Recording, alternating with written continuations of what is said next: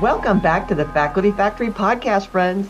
It's Kim Skorupski here in the sunny island of Galveston at the University of Texas Medical Branch. That's right, in Galveston, Texas. And another did you know that Galveston at the University of Texas Medical Branch, we are one of the oldest medical museums in the United States. Who knew? Well, friends, I'm so happy. I can't stop smiling. I'm looking at a friend and colleague who is now a third-time guest, frequent flyer on the Faculty Factory podcast, Miss Janet Bickel. Janet is a long-time leading coach in academic medicine. Everyone in academic medicine and faculty affairs knows Janet Bickel. Lots of articles, books, her website, janetbickel.com. She said, keep it short, Kim, but I am going to point you to some great work.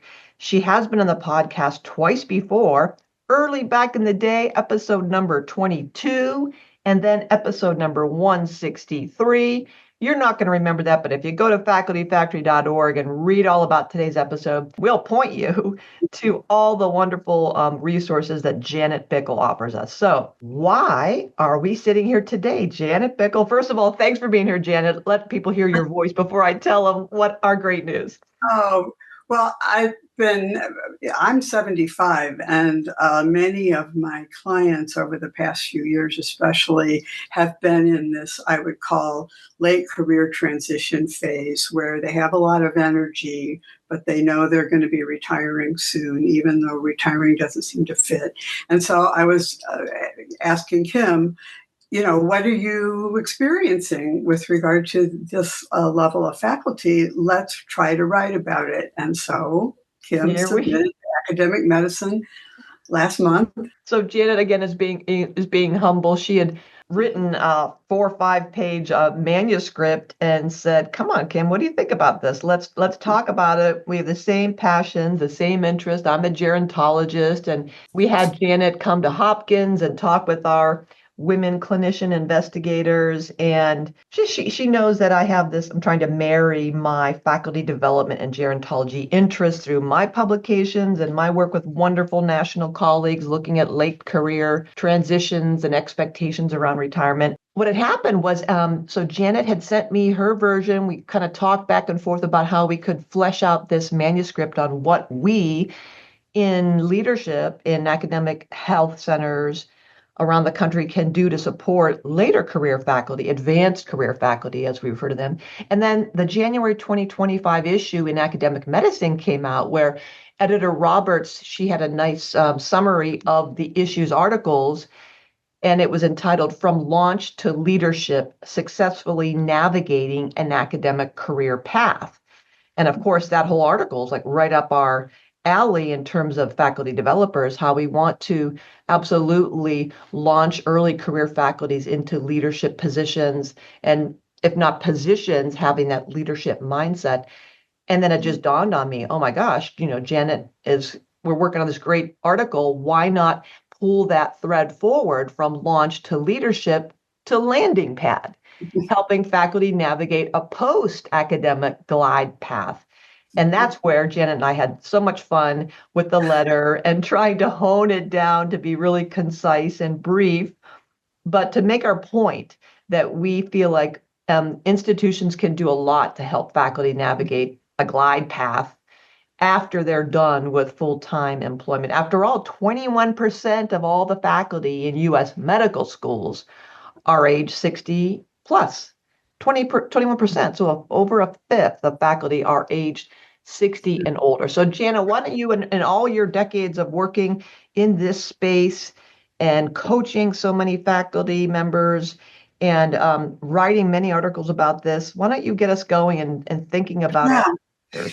Yeah, thanks, Kim. When I started thinking about this, I was thinking that actually fear and loathing in late career might be a useful framework, because all of this 21% of high performing professionals very achievement oriented, a lot of expertise, and our culture has reinforced their dedication to their work with high earnings and prestige.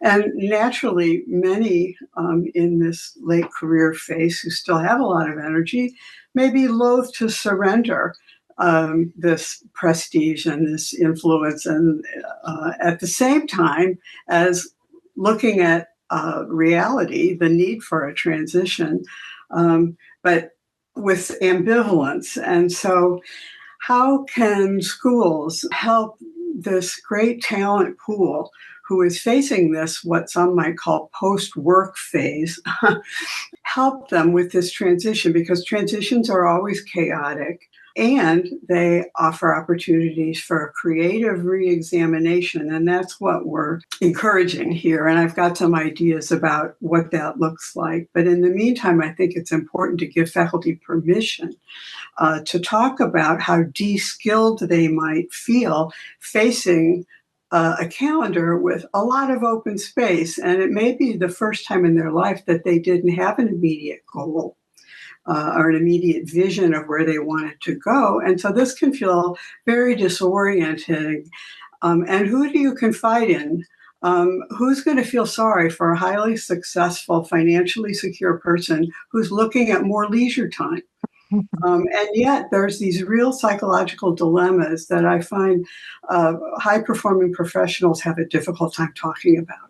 Yeah, I think it's so perfect. So spot on, especially when you think about in our academic journeys, it can be very prescriptive, and certainly in terms of in the schooling side of it. Here's the curriculum, here's the syllabus. We have our mentors who inspire us, teach us, help us, encourage us to produce scholarship, how to perform. That's another aspect of the loneliness of this phase, because for most of them, their mentors have passed on, and they don't have anybody that they are directly looking up to, probably in terms of support or even wisdom, and many have become pretty cynical too about leadership issues and the uncertainty, the financial uncertainty that all institutions are living in.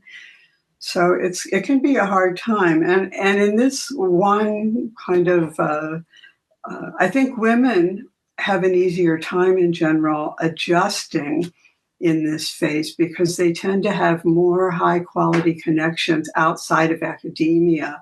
And also because our culture still gives women more normative alternatives than full-time employment, whereas men, their identity has tended to be so intertwined with their meaningful work. So I think that's one way in which women might have a bit of an easier time with this transition. Can you tell us more about these normative identities and opportunities for women? Yeah, well, it's okay to stay home. You can feel okay if you've only worked part-time, for the last 20 years. So there's been more, and since many parents now are able to adjust their work schedules, so there's more part-time options. But still, for the most part, more men have worked full-time for a bigger part of their career, and so women have had a chance to experiment with other kinds of well-being and skill, I think, so it's a little bit easier. One of the most useful findings from the literature around this comes from George Valent's study of adult development. And what we know is that when career consolidation phase can be followed by a generativity phase in terms of spending most of your energy or a great deal of your energy guiding the next generation, then those in their 70s tend to be healthier and happier when they can focus on guiding the next generation. And when you look at, humankind forever, that's been true, to help the next generation as you age. But one of the challenges in academic medicine is that the career consolidation phase, the pressure on faculty to produce, continues to last all the way up until you retire or you work out a part-time arrangement. And so there hasn't really been a chance to just really focus oneself on that goal of guiding the next generation, but it can become a legitimate goal. And I think institutions can really help, faculty in that regard. I guess the one thing you just mentioned most recently is this part-time arrangements, exploring part-time arrangements on the heels of this career consolidation, where a whole career, we prepare for this intensity of being clinicians and educators and researchers. And you're right, it's how many publications, how many grants, how many RVUs are you generating? It's constant productivity, constant.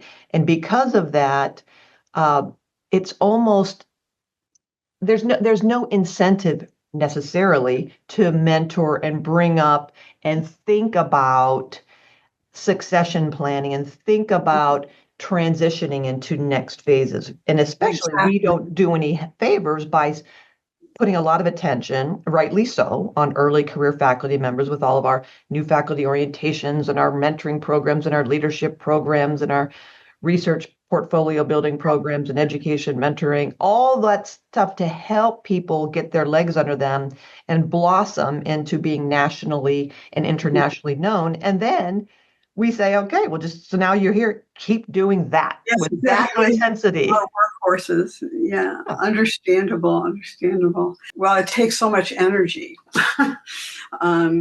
And one of the challenges, one of the skills that I recommend we can help faculty develop is one of slowing down enough to reflect on the arc of their lives. That in order to develop new sources of meaning in this last phase, reflection on one's own skills and privileges and blind spots and strengths are useful. And being able to look back at the whole arc of the career and where was the fit good and where were the sacrifices and what grudges are you still carrying around, that can become a really important source of information as you decide, okay, and here's some questions that I've come up with that I think can be helpful about, are you seeking more comfort in your final years, or do you want to continue to be challenged? And what strategies of those who have successfully retired have they used? And what have you most admired about those who have retired? And what are you fearing? One of the high-performing scientists that I know who's 70 and looking forward to some more time to himself, he's afraid all that time is going to go into running errands. Oh. But we all know that time can get frittered away. And if you're looking, and since the work for almost all of these people we're talking about, it's been really charged with meaning, right? They've been able to help people in really important ways and conduct really important investigations. Everything else is going to look kind of beige compared to that. So finding ways in which life, when you can continue to contribute, are really important. Yeah, the meaning is absolutely essential. Let me circle back to this exploring part-time opportunities, because I think that we don't do that justice. And I think this being creative, institutions partnering with faculty members can get creative that would allow that reflection time that you're speaking of, slowing down, reflecting, what is most important to me now? Do I want to be comfortable? Do I want to challenge? Maybe I want both.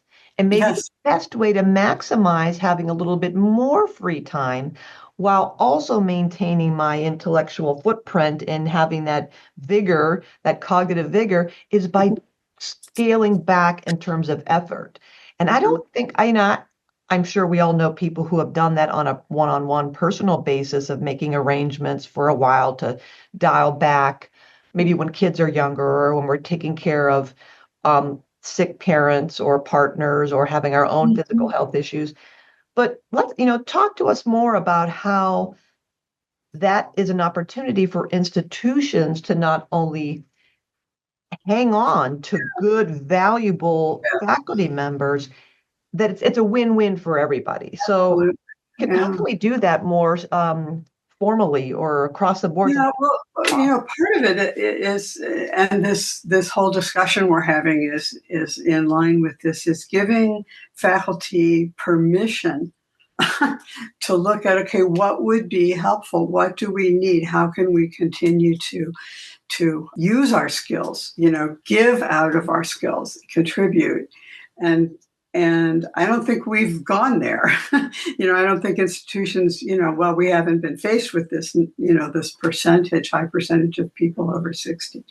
And also the level of uncertainty, in our environment right now, that's shifting things too. So um, anybody looking ahead has new questions, and it would be great if the institutions could offer opportunities, as in focus groups, perhaps, to find out what faculty are thinking and what would be useful. Yeah, that's a great idea, Janet. I love the focus group ideas. When I'm reflecting back when I was at Johns Hopkins with my colleagues, Dr. Cynthia Rand and Jennifer Haythornthwaite, we started off, well, actually, Dr. Rand started off, she was leading a senior faculty transitions committee that Hopkins had assembled with the idea of exploring faculty members who were in their advanced career stages.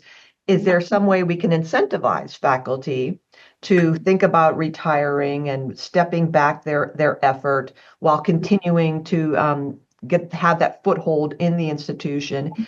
Then subsequently, she ended up, to her credit, building the Academy, which is a physical space in the Welch Medical Library where retired faculty in medicine, nursing, and public health could join and still maintain that presence and have that ability to contribute and serve and Exactly. receive grants and write papers. Yeah, so And all important. that started with, talking to faculty who are at the Yes. advanced career or creeping up onto it to think, you tell us, what are you thinking about? What's Well, important to you? exactly. And giving them permission, again, the skills required to build these high achievement careers are different. I mean, the skills that we most need in the second half of life, you could say, or the last third of life, there's a greater premium on intellectual humility. Mm. Really, many of the professionals that I've worked with have excellent relational communication skills when it comes to talking to patients. They know how to listen, they know what questions to ask, they know when they need to slow things down, etc., how to present information. And those are all transferable skills into these new situations, because part of finding meaning in the end of life is expanding your circle, trying new activities, trying different volunteer activities for their own sake, not because have a goal or know what the outcome is going to be. And that's a challenging situation for many of the people that we work with, right? They're used to being in charge. Yes, they're used to telling people what the answer is. And, now we need the skills really of a relaxed open-mindedness and curiosity, and how to introduce yourself to lay people, when you're not in charge of the room. Right. We talk about in thinking back also that the program we built at Hopkins, which I brought here, it was a 3-part series. We had a retirement panel presentation, and that was standing room only at Hopkins. And here now, UTMB, where we'd invite faculty members from school medicine, nursing, public health, and we're doing it here now. We have recent retirees from medicine and nursing and public health and health professions to come within the past 2-3 years. How did you get to the decision? What were the factors associated that helped you make that? What did you do to prepare? How are you spending your time now? And what lessons learned? What would you like to share with people? Do you wish you had done before? Yeah. So we have the panel presentation. We're having a seminar discussion, and we're having a workshop. Janet Williams and Ginny Niebuhr and Pam, they're all have a great workshop that they published in MedEd Portal. So it's this really interactive thinking about identity, purpose, meaning. And then we're going to do peer coaching or pod coaching, group coaching, if you will, that I'll lead some group coaching sessions around establishing a goal, getting clear on what it is you want to do and how you want to do it. But all this to say, I love that my goal is just to normalize this Yes, of exactly. the career trajectory that this and reduces stigma. I'd love to get away from the fact that when you send emails to people telling them about this advanced career series, they don't go, why'd you send this to me? Is this some kind of signal? Are you telling me that I should? No, Right. no, this is No, there's a lot of normal. suspicion. No, this is a good example of how unaccustomed we are to even, uh, we're even having a hard time with the label because, retirement, post-work, advanced career, late career, senior, none of them are appealing to people because it is a landing phase. It's not the accelerated fun part. I'm sure there are also a lot of individuals reaching this phase that are just so kind of tired that they're looking forward to. They have a lot of things they've postponed that they're looking forward to doing. So those people, they're fine. but I have a sense that there's a great proportion of individuals who are going to have a hard time decelerating and finding meaning, and that's one of the values of giving out of your skills, for the next generation. And there's lots of opportunities to do that, but it requires looking beyond the, immediate sphere. Yeah, yeah. I like that word decelerating, and I see how it's kind of a bittersweet word because, as you mentioned earlier, we're go, go, go, go, go. We live in this sense of this in academic health. It's a hustle and grind, work, work, work, work, work. No time, sleep an hour less and then publish more. It's just all this nonsense of humans doing instead of humans being. And what I like about the idea of reflecting and pausing and slowing down is the idea that we're growth mindset people. We love to learn. We're so innately curious. So, oh my goodness, take that big brain, that big juicy brain that's still hungry, not a but an and. Still do what you want to do, maybe taper that down a bit, continue to, share all that, as you said, the intellectual humility, share that with the next successive generations, share that wisdom, and feed that other part of the brain that for how many decades was like, oh my gosh, hello, I've been sitting over here. I Yeah, want to and really, create art. I want to learn new languages. I want to learn AI. That we can now carve out space to explore. exactly. I mean, I think that those who have especially managed also successfully a mid-career transition, because these issues in terms of, do you want more challenge or do you want more time off? Where are you in conflict with yourself? What resentments are getting in your way? How do you contribute to your own, problems? Who have developed a way to reflect and learn from their own experience, which doesn't happen naturally for all of us, especially when you're working 80 hours a week for decades. So this is a different kind of skill that we're talking about. But many of us respect the physician author Atul Gawande and his book on mortality. He concludes, we're plotting novices at figuring out together how to face mortality and preserve the fiber of a meaningful life. So if answers aren't obvious to you about how to preserve the fiber of a meaningful life, it's because they aren't obvious to anybody. And yet, again, the professionals we deal with are really accustomed to be able to make sense of everything by themselves and have a goal. And this is a different situation. Yeah. Well, what I also love about this conversation is that if we were to strip the title of it away or the primer, the opening introduction, or that these principles can be applied at every stage of career. And you Yeah. think about it, we know to slow down, we tell early career faculty members, think of an individual career development plan, use your annual review as a structure to reflect where you've been, where you're going, think about your goals, take opportunities to recalibrate, pivot. When COVID happened, a lot of faculty at all career stages did this. So this concept is not new. It's Yeah, just embedded in this stage of life where it becomes more immediate, right. more obvious that, oh my Well, and goodness. adaptability is, well, it's probably the most important skill in life these days, with the level of uncertainty and change that we need to be able to adapt to. And so accepting responsibility for the next phase of adaptation. And I think it can help to also reflect on the privileges. These individuals have had a pretty secure, well remunerated situation going on for a long time. And it's really been a privilege, and now be able to build on that is a great opportunity. And you can't have both autonomy and security, and they've been able to have a lot of both for a long time, but that might not be the best preparation for this uncertainty and the need for it.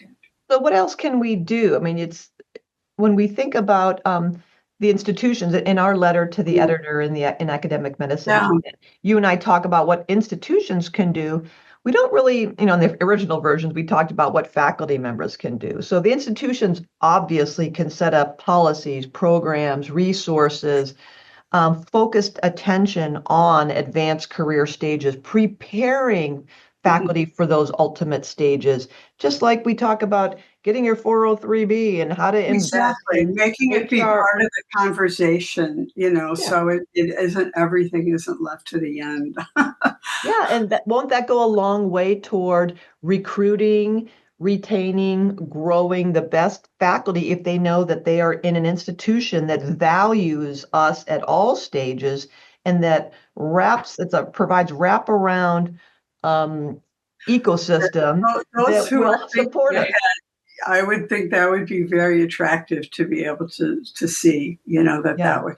Since there really is no such thing anymore as security outside of our own skills and the right. contracts that we could negotiate, I would think it would just be very helpful to be able to witness Yeah, this place cares about people in all phases. yeah.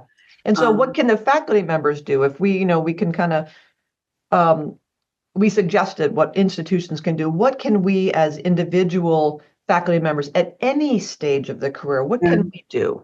I think that continuing to emphasize the importance of adapting to new realities. And we all have an immunity to change. And you've heard me praise Robert Keegan and Lisa Leahy's book, Immunity to Change. I just find it very helpful. Um, it's so natural to have one foot on the gas and one foot on the brake. And he offers an exercise to really help us look at our competing commitments, which, as you say, I mean, we all have competing commitments throughout our life and careers.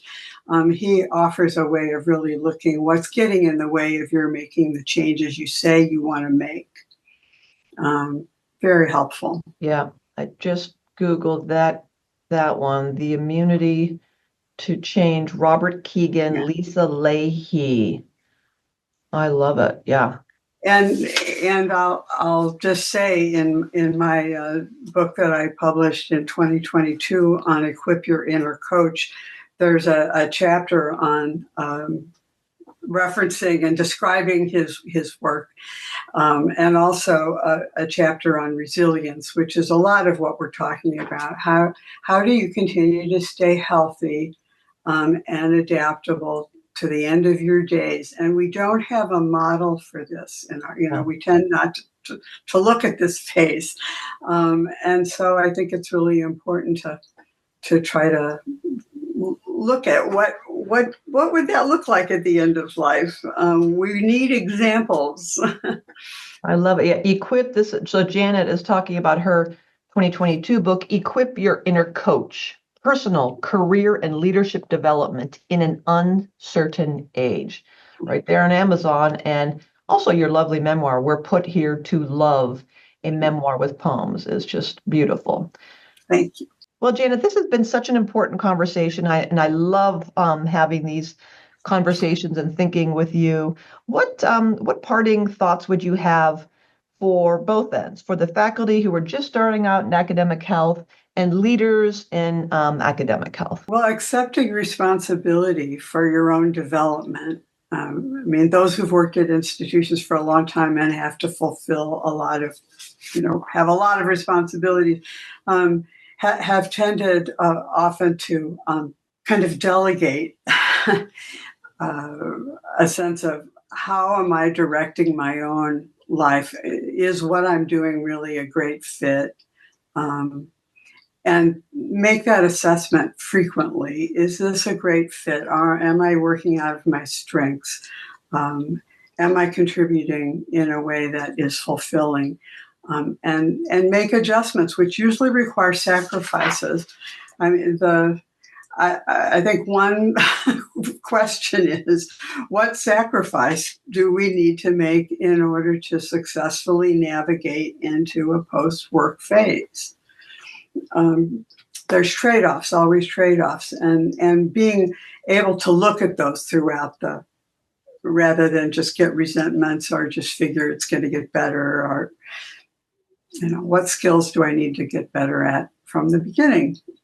Yeah, and that learning throughout the life course. Yeah. It's just so easy to keep doing it. As you pointed out, this is a rich opportunity where we can be stepping into the discomfort, right? Learning to be using our coaching hats, being comfortable. We're never going to be comfortable with uncertainty and ambivalence, but it's being able to hold the tension that is natural without holding it in our bodies, but being able to explore it. And so that's why these kind of opportunities, again, to normalize it, to have conversations about it, can be so helpful to people who have a natural, we have a natural resistance to trying to imagine the future and accepting responsibility for our happiness in the future. Natural resistance coupled with our natural innate curiosity. And I would like to encourage and remind people we can do this. We came here, we arrived here because of our curiosity and our courage and our strength, the fortitude of getting us to these very difficult and what so many of our colleagues, a very noble profession, working so hard for others. And is using that directing some of that energy back to ourselves and our relationships and celebrating making space. And don't you find that, especially now with chronic distractions, really making reflective space where you can slow down and have quiet, where you can access your own wisdom. And again, that doesn't come so naturally. And so helping people do that. I'll harken back to my friend and colleague, Dr. Rachel Levine at Hopkins. I've said this before in the podcast. In our leadership courses, she would say, when we talk about time and how to prioritize time and saying no, she'd say in my calendar, you will see every week, there is a segment on my calendar that says deep thinking. And then I remember when she first said that, and I'd just met her early on, I said, well, what do you do? And she looked at me and she said, I think deeply. And I thought, wow, to put time on the calendar to think, what a concept. I'm so glad you mentioned that, because the sooner we make space for we have to discover what reflective time looks like for us, how to support ourselves if we really need to just take a weekend away in a hotel, whatever that looks like. I think actually it's not important to be able to think ahead, because I think none of us can imagine the future. I think what's important is to stay in touch with your immediate realities and see, is this working? So I just now remembered what I was going to think about this deep thinking and this time and Yeah. space is that um, we shouldn't wait until or put off until tomorrow what we can do today. We habituate ourselves. We get into habits of Exactly. acting and behaving. And if we say, well, I'll think about investing in retirement or a pension when I'm in my 50s. Right now I'm too young to do that. I'm only in my 30s, 40s. It's not important. When you're in your 30s and 40s, also investing in how you I want to say spend, but how you invest your time is Yeah. equally important. If we habituate ourselves to hustle, grind, work, work, work, never thinking, just go, go, go, 100%, those neural pathways will be so deep. They'll be Exactly. harder to fill in and reroute when we are at a time when, what is my identity, my purpose, my meaning, and my next year? I have no idea. I only know one highway. So As you know from all the great programs that you've created, giving the faculty who participate, that creates a space for them in which to ask these kind of questions, which normally, because you're so busy at home and at work, you don't really have the space. And it takes a high consciousness kind of energy to be able to ask these questions. Otherwise, it's too hard to look ahead because the present is so demanding. So that's the importance of the spaces that you create for faculty. yeah, Really important. thank Yeah. you. That's a good reminder that what we do in faculty development and faculty affairs is important, not only for the content, the effort of instilling knowledge and new attitudes and skills and behaviors, and it's also for building community and Yeah. and acknowledging that time, just slowing down to spend time on you, whether that's in a group with other learners or one-on-one coaching with Janet Bickel or whoever else, or time by yourself. That is valuable. That It is, pays off. And the it's sooner you critical. learn or invest, we Yeah. will reap better returns on investment, just like in stocks and bonds. If we early on Yeah. practice that giving back to ourselves, thinking about optimizing the future can start right now, early, Yeah. mid-career, advanced career. That's a great note to end on, I think. Well, folks, Janet Bickel, go to her website, janetbickel.com. She has a great article, many articles. One of the ones about 9 years ago, Not Too Late to Reinvigorate. How mid-career faculty can continue growing. Lots of resources on janetbickel.com. It's janetbickel.com.